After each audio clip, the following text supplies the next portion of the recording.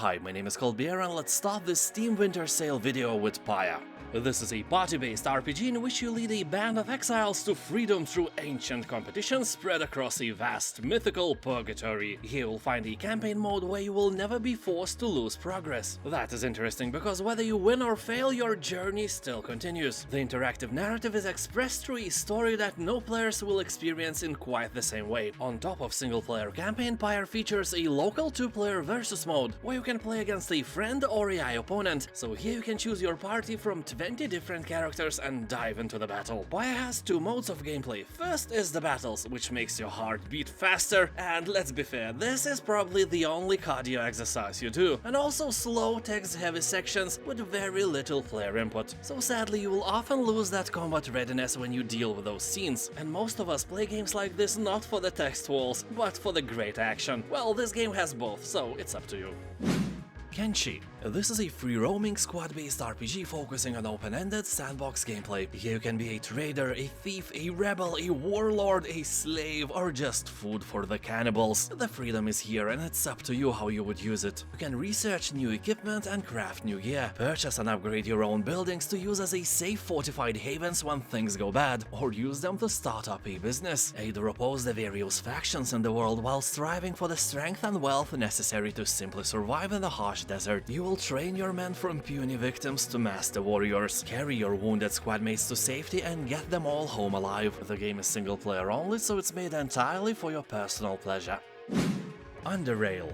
This is an old-school turn-based isometric indie role-playing game that focuses on exploration and combat. Underrail is set in a distant future when life on the surface has long gone, and the remnants of humanity now dwell in the Underrail, a vast system of metro station states that it seems are the last bastions of fading race. Where have I heard that? Oh yeah, metro games. Here you'll take control of one of the denizens of such station state, whose life is about to become all that much more interesting and dangerous, as you are caught in the middle of conflicting factions of the Underrail as they violently struggle to survive in the harsh underground environment. The game will take about 60 hours of your boring life, so it's a decent storyteller. But I should warn you that it is no joke. The game is hard and you will struggle a lot in certain situations, not knowing what to do next. So be ready to fill your browser's history not only with big-boobed MILFs of every kind, but also with questions about this game. The Falconeer. This story-rich action RPG game was created by one man. Sometimes it's really hard to believe how talented some of us are. You know, on Steam there are hundreds of games created by dudes who can code but have no idea what design or good writing is. Steam is becoming a trash container where I have to dig through the garbage to find really good games like the Falconeer for you. And I can assure you that this game is underrated. It has less than 200 reviews on Steam with the result being very positive. So here you take on the role of Falconeer, a powerful warrior traversing a vast oceanic world torn apart by generations of poisonous decisions and dissent. Throughout multiple campaigns, you will experience life from many different perspectives and loyalties as you embark on a journey of discovery and solve the biggest mystery. Most people on Steam are talking that they had a lot of fun with this game, and a recent update made it possible to play it in VR mode as well. So if you have no problems with seasickness, this may be a great choice for you. Vaporum. This is a grid-based single-player and single-character dungeon crawler RPG set in an original steampunk setting. The game is obviously inspired by old-school games like Dungeon Master, the Eye of the Beholder series, and the most recent Legend of Grimrock. Stranded in the middle of the ocean in front of gigantic tower, you have to find out what this place is, what happened here, and most importantly, who you are and where the secret vodka stash is. Game looks beautiful, so if you are into dungeon crawlers, keep in mind that this one has very positive reviews on Steam and is a true gem for your collection. Fell Seal Arbiter's Mark. This is beautifully hand-drawn, story-driven, turn-based tactical RPG set in a fantasy world with a touch of steampunk. Here you'll experience an epic and mature story unfolding through over 40 story encounters and topped with challenging endgame content. To progress, you will have to master classical tactical combat battles with rugged terrain and elevation. Class system contains over 30 classes and 300 abilities, unless you customize every one of your characters through the selection of their class, subclass, and passives. People on Steam are talking that this game is simply awesome, and tactics-wise, if you want a real challenge, play on very hard mode and prove that you have the biggest, the hardest and hairiest mental balls a person could have. Atom RPG.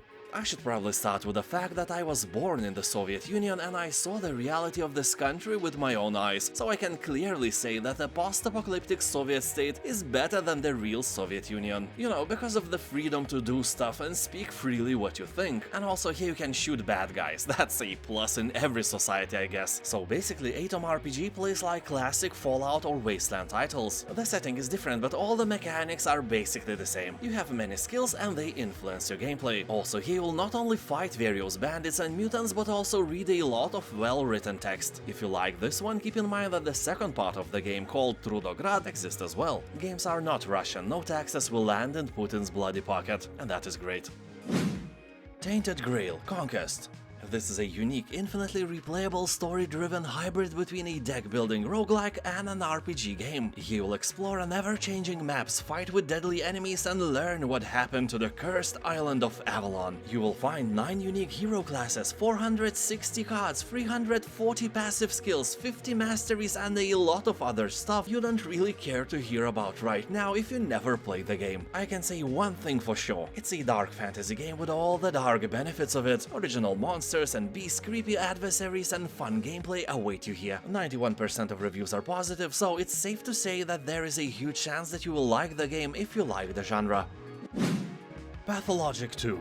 This is a narrative-driven, dramatic open-world thriller about fighting a deadly outbreak in a secluded rural town. Just like in our world recently, except the problem is localized and even more deadly. The town is dying and you have to face the realities of a collapsing society as you make difficult choices in a seemingly lose-lose situations. The plague isn't just a disease, you can't save everyone. As people say, this game delivers an atmosphere that will depress you and induce a near-constant feeling of dread, isolation, and failure. That is amazing, and it has very positive reviews on Steam.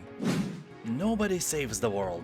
When the ancient calamity reawakens, who can save the world? And the answer is nobody. That's you. You are nobody. Yeah, so here you will master the art of transformation to become a slug, ghost, dragon, a horse, or someone else. Like an egg, for example. Actually, here you will find more than 15 distinct forms you can become of, because you can mix and match abilities in unexpected ways to unlock and complete even more challenging quests. You can explore a vast overworld on your own or with a friend online. This game is not only beautifully drawn, but it's kinda crazy as well, just like your sister.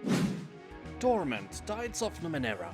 I have to say that while this game is inspired by the classic game, Tides of Numenera doesn't share the lore of Planescape Torment. Instead it shares the composer Mark Morgan, a dude who created music not only for Planescape Torment, but also for Fallout 1 and 2. So in-game you will hear about 50 different music tracks made by him. Here your words, choices and actions are your primary weapons, meaning that this game consists mostly of reading and talking rather than fighting. World of Numenera is really impressive, hand-drawn original setting filled with offbeat and unpredictable items to use in and out of battle, and also cool feats of magic. Powered by technology used in the award-winning Pillars of Eternity, the game provides numerous wonders and impressive locations for you to explore. People are talking that one of the best parts of Numenera is the character creation process, good leveling mechanics and interesting NPCs, but boy oh boy, there are so many comments about the reading part. So I have one piece of advice: play this game not when you want to play the game, but when you want to read a book.